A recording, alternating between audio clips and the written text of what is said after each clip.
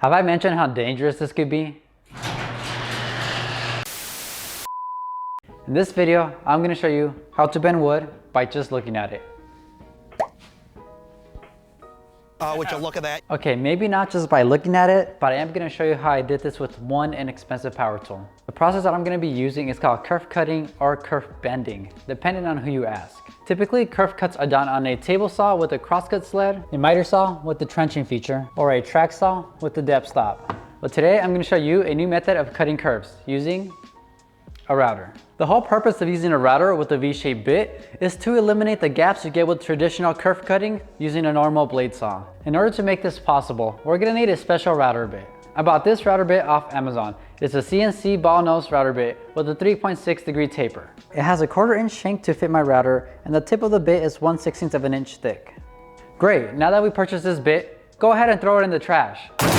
This is the wrong bit and it won't work. I needed to find a bit with a more aggressive taper and a smaller tip. That is when I found this bad boy. This is an Amana Tool CNC carving bit with a 6.2 degree taper, and the tip is only 1/32 of an inch thick. Okay, now that I have my router and router bit, I'm ready to start my kerfs, right? Well, no, I need to make a quick jig for my router. I threw this together pretty quickly with some fixed disc build-out nails, or brad nails, whatever you want to call them, and screws.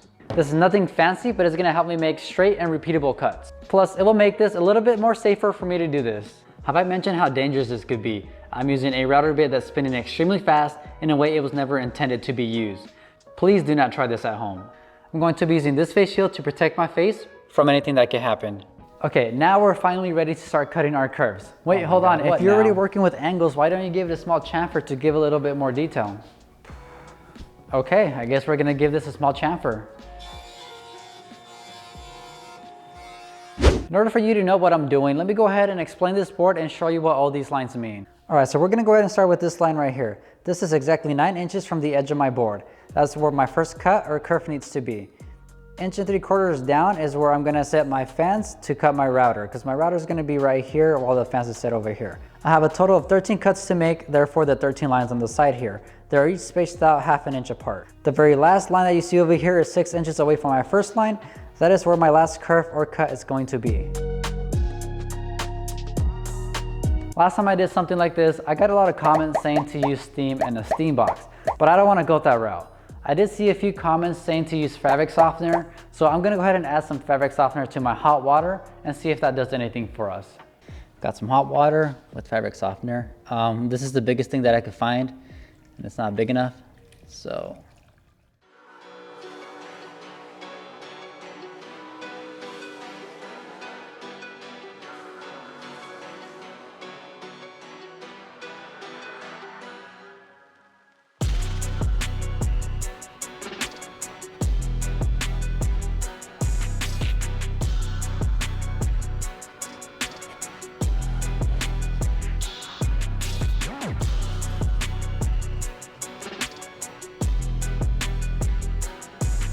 Oh my God! Okay, it's happening. Everybody stay calm. What's the procedure, everyone? What's the procedure? Stay calm. Oh, man, this is bending so much easier.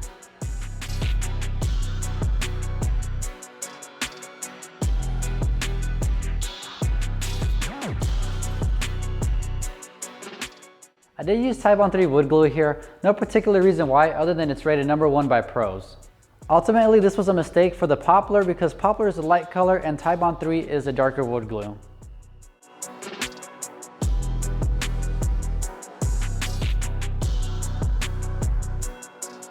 All right, I went ahead and nailed down my walnut here. It is 4 feet long by 4 inches wide.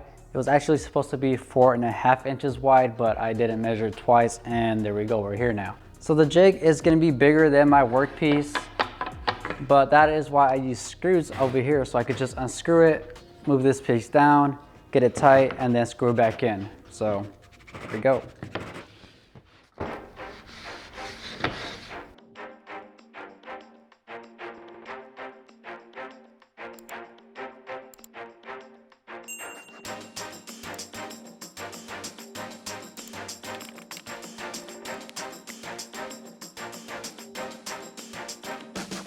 Okay, because I'm so worried that the water was not hot enough for a long enough time, I'm gonna use an iron and try to, oh, let's strain it out. Try to keep it hot. Wish me luck.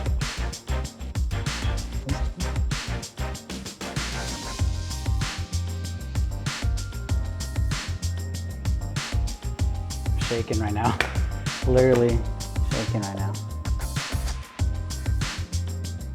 To my surprise, everything was going extremely well, up until this point. This is where I heard a small crack in the walnut and I kind of freaked out a little bit. I added some more hot water and steam from the iron to try to keep the wood fibers pliable. Okay, new problem, it doesn't close. No. Okay, it's doable. Once I gave the glue a full day to dry, I needed to figure out what I was going to do to fix this gap in the poplar shelf. I decided to run it on the table saw using a crosscut sled to get straight parallel edges. This is going to make the gap a little bit bigger, but it also gives me the opportunity to insert a small piece of strip of walnut to make it look intentional.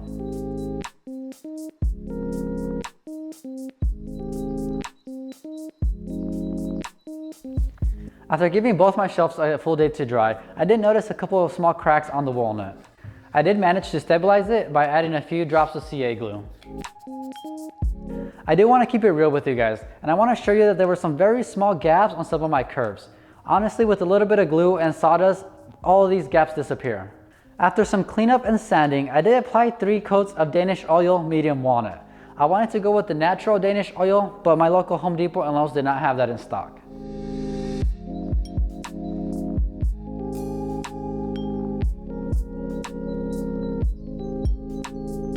Once the oil had enough time to dry, I did add some keyhole hangers and this project was done.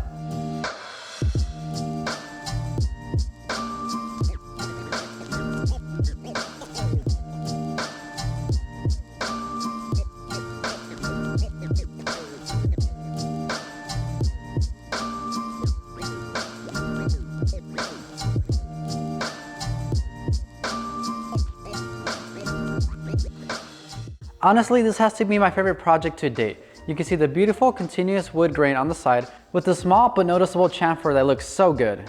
I might be a little biased here, but I think these are the best looking floating shelves there is. If you disagree with me, let me know down in the comments. If you enjoyed this video, then I have great news for you. I have a full playlist of bending wood right here for you to watch. Go ahead and click on it. It's right here. I'll wait. All right, I'll see you over there.